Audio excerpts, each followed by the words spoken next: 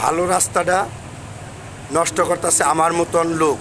কারণ আমরা সচেতন না হইয়া এখান থেকে ড্রেন কাইটা যদি একদিকে পানি বাইর করার ব্যবস্থা করে দিত তাহলে এই রাস্তাটা আর নষ্ট হইতো না।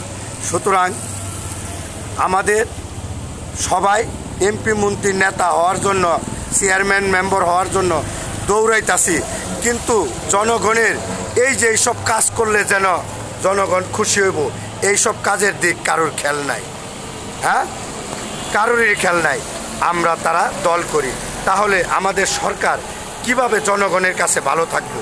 বাংলাদেশ জাতীয়বাদী দল ভালো করার জন্য আমাদের সবাই মিলে একসাথে কাজ করতে হবে, এইটাই স্বাভাবিক। কারণ এটা একা সম্ভব না তারেক রহমান এই দেশটাকে নিয়ন্ত্রণ করা।